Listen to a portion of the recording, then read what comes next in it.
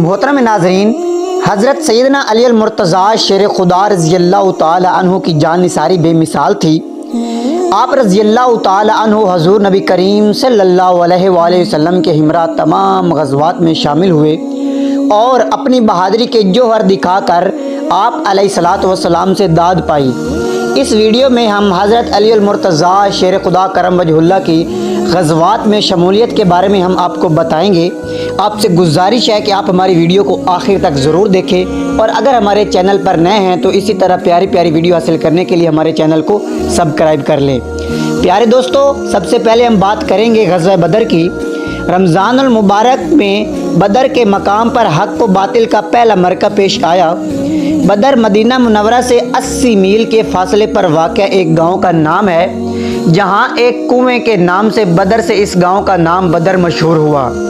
غزوہ بدر میں لشکر اسلام کی تعداد 313 تھی، جن کے پاس 70 اونٹ اور 3 گھوڑے تھے، جبکہ کفار کی تعداد 1000 کے قریب تھی اور ان کے پاس جنگی ساز و سامان بھی وافر موجود تھا۔ بدر کا معرکہ اصل میں مہاجرین مکہ کے لیے سخت آزمائش تھی، کیونکہ ان کے باپ، بھائی، اولاد اور عزیز و اقارب ان کے مقابلے میں تھے، لیکن ان مجاہدین نے اپنے خونی رشتوں کے بجائے اپنے دین اور مذہب اسلام کو ترجیح دی اور ان کے مقابلے میں صف ارا ہوئے۔ غزوہ بدر کا آغاز اس وقت کے جنگی قواعد و ضوابط کے پہلے فردن ہوا۔ میدان جنگ میں کفار کی جانب سے عتبہ بن ربیعہ اپنے بھائی شیبہ اور بیٹے ولید کے ساتھ میدان جنگ میں اترا۔ ان تینوں سے مقابلہ کرنے کے لیے حضور نبی کریم صلی اللہ علیہ وآلہ وسلم نے 3 انصاری نوجوانوں کو میدان جنگ میں اتارا۔ عتبہ نے جب ان انصاریوں کو دیکھا تو اس نے للکار کر حضور نبی صلی اللہ علیہ وسلم سے کہا، آپ صلی اللہ علیہ وسلم ہمارے مقابلے میں ہمارے بھائیوں چچا زاد کو میدان جنگ میں بھیجیں، جس پر حضور نبی کریم صلی اللہ علیہ وسلم نے ان تینوں انصاری نوجوانوں کو واپس بلایا اور حضرت سیدنا امیر حمزہ، حضرت سیدنا علی المرتضیٰ اور حضرت عبیدہ بن حارث رضی اللہ تعالی عنہ کو میدان میں بھیجا۔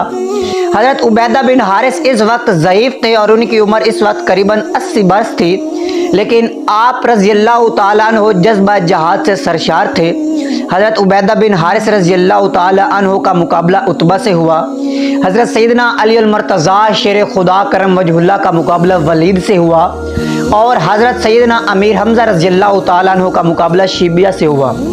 حضرت سیدنا امیر حمزہ رضی اللہ تعالیٰ عنہ اور حضرت سیدنا علی المرتضیٰ نے ایک ہی وار میں اپنے مد مقابل کی گردنیں اڑا دی۔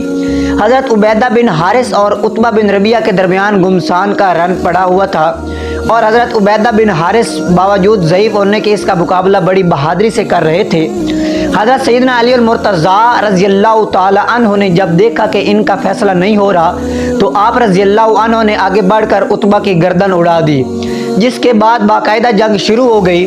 حضور نبی کریم صلی اللہ علیہ وسلم کی بہترین جنگی حکمت عملی اور حضرت سیدنا علی المرتضیٰ شیر خدا کرم وجہ اللہ سمیت دیگر صحابہ کرام کی شجاعت نے جلد ہی کفار کے قدم اکھاڑ دیے اور وہ میدان جنگ سے بھاگ گئے۔ اس سے پہلے معرکہ حق و باطل میں فتح دین اسلام کی ہوئی، جس نے مستقبل میں ظاہر کر دیا کہ اسلام اور کفر میں سے کسی کو جینے کا حق ہے۔ حضور نبی کریم صلی اللہ علیہ وسلم نے صحابہ کرام کو جنگی قیدیوں کے ساتھ بہترین سلوک کرنے کا حکم دیا۔ حق و باطل کی اس جنگ میں کفار کے 70 آدمی مارے گئے اور 70 ہی قیدی بنائے گئے۔ کفار کا سردار اور دین اسلام کا سب سے بڑا دشمن ابو جہل بھی اس معرکے میں مارا گیا۔ غزوہ بدر میں 14 مسلمان نے جام شہادت نوش فرمایا، جن میں سے 6 مہاجرین اور 8 انصار شامل تھے، جنہیں مقام بدر میں ہی سپرد خاک کیا گیا۔ محترم ناظرین، اب ہم بات کریں گے غزوہ احد کے بارے میں۔ غزوہ احد میں حضرت علی المرتضیٰ شیر خدا کرم وجہ اللہ کی شمولیت۔ حق و باطل کے درمیان دوسرا معرکہ احد کے مقام پر ہوا۔ احد ایک پہاڑی کا نام ہے جو مدینہ منورہ سے قریباً 3 میل کے فاصلے پر واقع ہے۔ اس معرکے کی وجہ یہ تھی کہ غزوہ بدر کے موقع پر کفار کے جو 70 آدمی مارے گئے، ان میں ایک بڑی تعداد سرداران مکہ کی تھی، اور ان میں وہ افراد بھی شامل تھے جنہوں نے ہجرت کے موقع پر حضور نبی کریم صلی اللہ علیہ وسلم کے قتل کے منصوبہ بندی کی اور حضور نبی کریم صلی اللہ علیہ وسلم کے گھر کے باہر موجود رہے تھے۔ مشرکین مکہ کو ان کی عورتوں نے ابھار کر اگر ان میں حوصلہ نہیں تو وہ لڑنے کے لیے نکل پڑیں گی۔ الغرض مشرکین مکہ نے 3000 افراد پر مشتمل ایک لشکر جنگ کے لیے تیار کیا، جس کی قیادت ابو سفیان کر رہا تھا۔ مشرکین مکہ کے اس لشکر میں 700 روح پوش، 3000 اونٹ اور 200 گھوڑے تھے۔ روایات میں آتا ہے کہ حضور نبی کریم صلی اللہ علیہ وسلم کو مشرکین مکہ کے ان ناپاک ارادوں کی خبر آپ صلی اللہ علیہ وسلم کے چچا حضرت سیدنا عباس رضی اللہ تعالی عنہ نے دی، جو اسلام قبول کر چکے تھے اور مکہ مکرمہ میں موجود تھے۔ حضور نبی کریم صلی اللہ علیہ وسلم کو جب مکہ مشرکین کے ارادوں کی خبر ہوئی تو آپ نے حضرت انس اور منس کو مشرکین مکہ کے لشکر کی خبر لینے کے لیے بھیجا۔ جب حضور نبی کریم صلی اللہ علیہ وسلم کو مشرکین مکہ کے جنگی اسباب سے آگاہی ہوئی تو آپ صلی اللہ علیہ وآلہ وسلم نے صحابہ کرام سے مشورے کے بعد یہ حکمت عملی طے کی کہ کفار کے لشکر سے مقابلہ مدینہ منورہ سے باہر نکل کر لیا جائے۔ چنانچہ حضور نبی کریم صلی اللہ علیہ وسلم قریباً 1000 کے لشکر کے ساتھ مدینہ منورہ سے باہر نکلے اور احد پہاڑ پر پہنچے۔ اس دوران عبداللہ بن ابی سلول منافق نے اپنے 300 ساتھیوں کے ہمراہ آپ علیہ السلام کو دھوکہ دیا اور میدان جنگ سے لوٹ گیا، جس کے بعد لشکر اسلام کی تعداد 700 رہ گئی۔ حضور نبی کریم صلی اللہ علیہ وسلم نے لشکر اسلام کے 3 پرچم تیار کیے، جن میں سے ایک پرچم حضرت زبیر بن العوام کو عطا کیا، دوسرا پرچم آپ صلی اللہ علیہ وسلم نے حضرت موسب بن عمیر کو عطا کیا، جبکہ تیسرا جھنڈا حضرت انس بن مالک کو عطا کیا۔ حضرت عبداللہ بن جبیر رضی اللہ عنہ کو 13 اندازوں کا سالار مقرر کیا گیا۔ حضرت عبداللہ بن جبیر کو تیر اندازوں کا سپہ سالار مقرر کیا گیا، جسے حضور نبی کریم صلی اللہ علیہ وسلم نے احد پہاڑی کی عقبی گھاٹی پر تعینات کیا۔ پیارے دوستو، جب لشکر اسلام اور کفار آمنے سامنے ہوئے تو ابو سعد بن ابی طلحہ کفار کے لشکر سے باہر نکلا اور اس نے آ کر لشکر اسلام کو للکارا کہ کون ہے جو اس کا مقابلہ کرے۔ حضور نبی کریم صلی اللہ علیہ وسلم نے حضرت سیدنا علی المرتضیٰ شیر خدا کرم وجہ اللہ کو اشارہ کیا اور حضرت سیدنا علی المرتضیٰ نے آگے بڑھ کر اس پر ایک وار کیا، جس سے وہ نیچے گر پڑا اور اس کی شرمگاہ کھل گئی۔ حضرت سیدنا علی المرتضیٰ رضی اللہ عنہ نے جب یہ کیفیت دیکھی تو اس کو چھوڑ کر واپس آ گئے۔ اس کے بعد گمسان کی لڑائی شروع ہوئی اور لشکر اسلام نے کفار کو ایک مرتبہ پھر بھاگنے پر مجبور کر دیا۔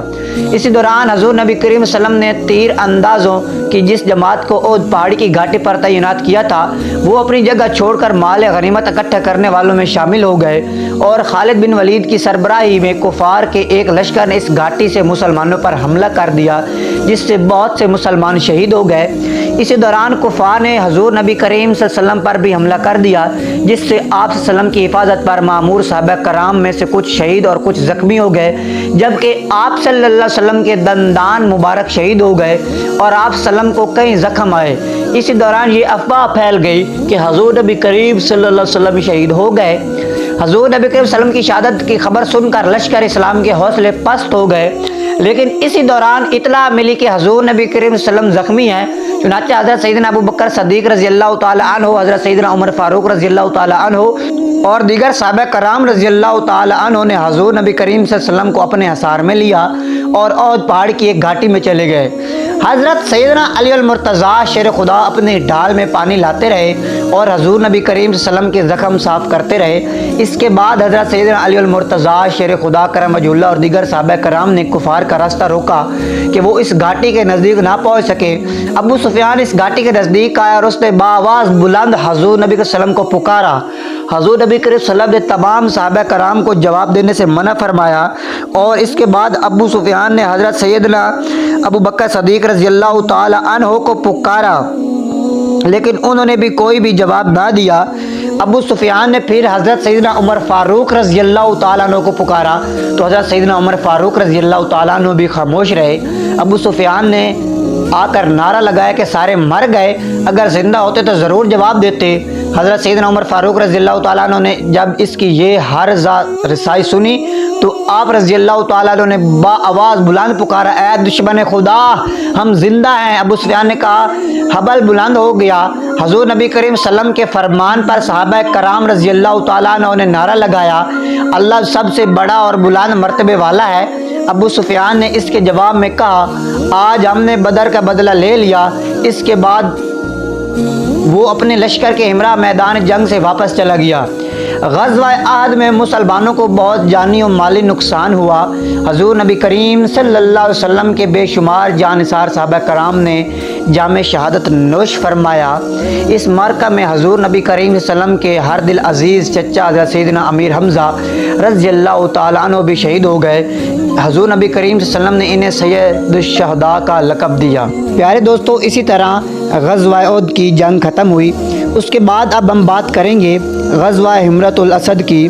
محترم ناظرین، شوال 3 ہجری میں حضور نبی کریم صلی اللہ علیہ وسلم کو حضرت عبداللہ بن عمر رضی اللہ عنہ نے اطلاع دی کہ کفار کا لشکر ابو سفیان کی سربراہی میں حمرۃ الاسد میں اکٹھا ہو رہا ہے۔ حضور نبی کریم صلی اللہ علیہ وسلم نے حضرت عبداللہ بن مکتوم کو مدینہ منورہ میں اپنا نائب مقرر کیا اور صحابہ کرام رضی اللہ تعالی عنہ کی ایک جماعت کے ہمراہ حمرۃ الاسد میں پہنچے۔ آپ صلی اللہ علیہ وسلم نے حضرت سیدنا علی المرتضیٰ شیر خدا کرم وجہ اللہ کو علم عطا فرمایا۔ حضور نبی کریم صلی اللہ علیہ وسلم نے لشکر اسلام کے ہمراہ 3 دن تک حمرۃ الاسد میں قیام کیا، لیکن جنگ کی کوئی نوبت پیش نہ آئی۔